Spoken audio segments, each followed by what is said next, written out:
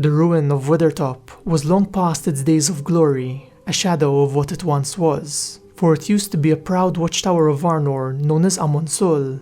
Who built it, what was its purpose, and what series of events led to its destruction?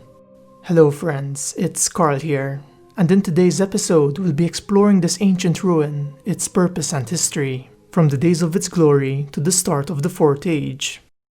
When Elendil and his sons first arrived to the shores of Middle-earth in the year 2320 of the Second Age, they established two great kingdoms of men, that of Arnor in the north and Gondor in the south.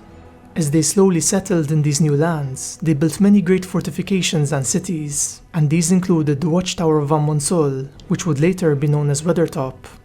Its height was immense, being around 1,000 feet high, for it was built on the tallest peak of the Weather Hills. It also happened to be located in the center of the Kingdom of Arnor, and this, along with its height, gave it an incredible strategic advantage, for it allowed its garrison to keep watch over the surrounding lands. And so it comes at no surprise that the Tower of Amon Sul had a war beacon built upon it.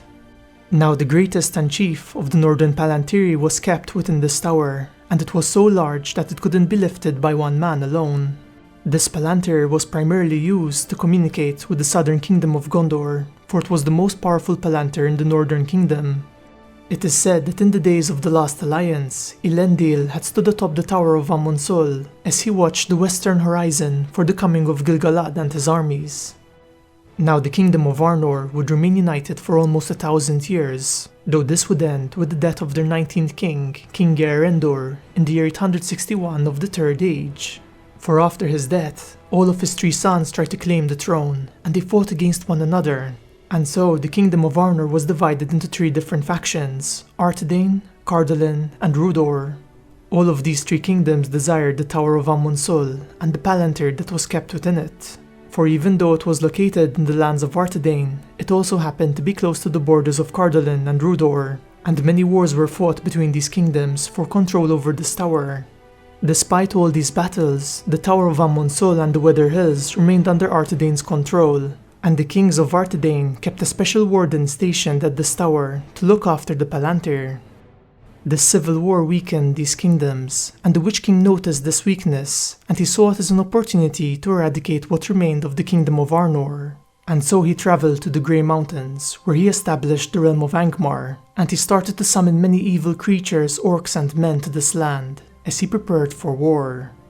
Now the line of Isildur would slowly die out in the lands of Cardolan and Rhudaur, till none of his descendants were left in these lands. And so the king of Arthedain named Argileb tried to claim lordship over all the lands of Arnor.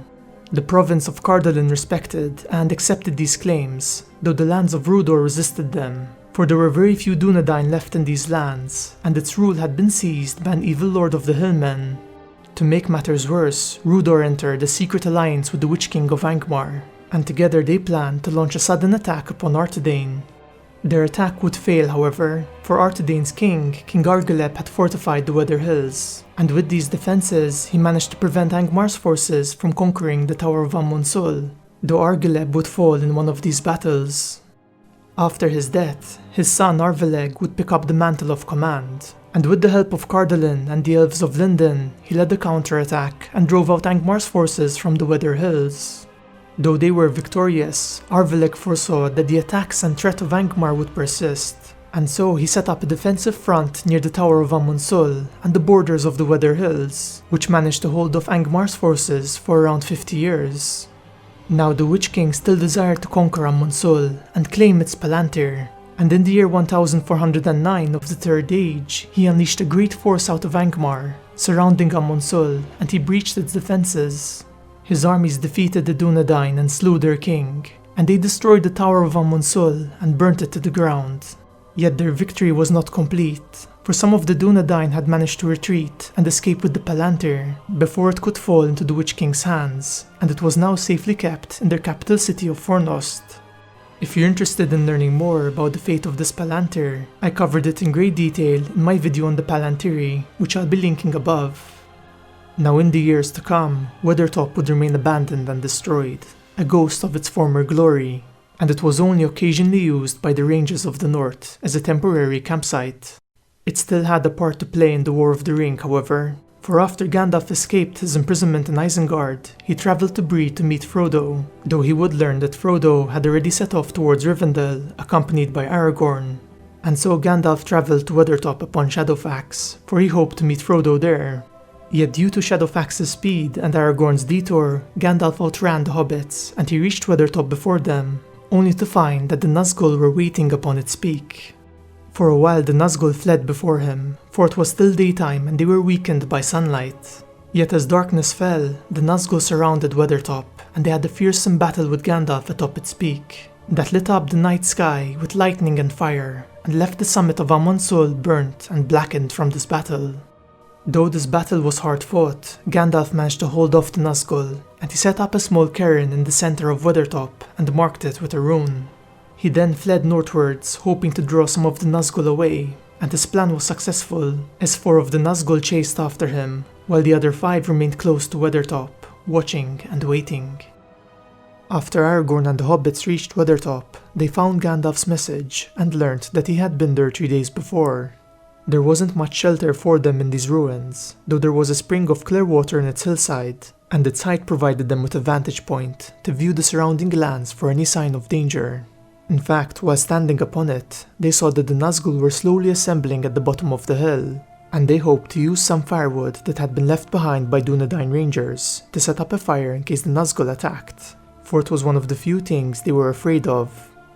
Once again the Nazgul waited until darkness fell, before they climbed up the hill and slowly advanced upon Aragorn and the hobbits, and their presence drove Frodo to long for the ring, and though he struggled, he was unable to resist its call. As he slipped the ring upon his finger, the world around him grew dark, and he could see the Nazgul's true forms beneath their robes, as tall white figures wearing crowns. Yet by wearing the ring, his presence became known to the Nazgul, and their eyes fell upon him. The Witch King then approached Frodo and stabbed him with a Morgul blade, and as Frodo started to pass out, he saw Aragorn leap out from the darkness with a flaming brand of wood in each of his hands, which he used to scare off the Nazgul. Now we're never told if Weathertop was ever restored to its former glory after Aragorn became king, and I'm not really sure if that's something I wish happened. Part of me likes to see it as a symbolism of the struggles of Arnor, and the many sacrifices and wars of men that had been fought for these lands, and so perhaps leaving it in a ruined state would serve as a better reminder of all the sacrifices of the past, and of all those people that gave their lives for the realm of Arnor. Before ending this video, I'd like to discuss 2 more points. So first of all, I'd like to go over its location in greater detail to give you a better understanding of the surrounding landmarks. So the hill of Amon Sol was found on the southernmost tip of the Weather Hills, and its top was quite flat, which made it easier to be built upon. It was located approximately halfway between Bree and Rivendell, with the old road passing close to its southern borders, and a large marshland lay to the west, known as the Midgewater Marshes. During the Fellowship of the Ring, Aragorn and the hobbits travelled through this marshland to avoid the old road, which slows them down significantly, and it's one of the reasons why Gandalf had reached Weathertop before them. The other point I'd like to mention is that Amon Sol was Sindarin, and its name meant the Hill of Wind. It was probably named so because its height and geography would result in very strong winds atop its peak, though this is just my own speculation. Finally, I'm very excited to announce that I've launched an Instagram page for this channel, where I'll be posting daily with Lord of the Rings and other geeky content. I hope to use it as a way to promote the artists whose works help embellish these videos and bring them to life, and so I'll be leaving links to their websites along with a short paragraph giving insights on the events portrayed. I think it's a fun way to have a little bit more of Middle-earth in our day-to-day lives and learn some lore while we're at it. And so if you'd like to follow us, just check out the Instagram link I've pinned in the comments or through the video description. I also want to thank you all, especially my patrons, for the support you've shown in this channel. Our community has recently grown to over 100,000 subscribers, which is amazing, and I haven't forgotten to make a special video for it. I was thinking of doing another Q&A or perhaps a live stream, so if you have any fun ideas for it or questions you'd like to ask, leave them in the comments below and I'll do my best to answer them in that video. Anyway friends, this wraps up today's video and I hope you enjoyed it. If you're interested, check out our Facebook, Twitter, Patreon, Discord and some of our affiliate links in the video description. And if you enjoyed this video, leave a like and subscribe to join our fellowship today. I hope to see you all in my next video, where together we'll once again explore the magical world and lore of Middle-earth.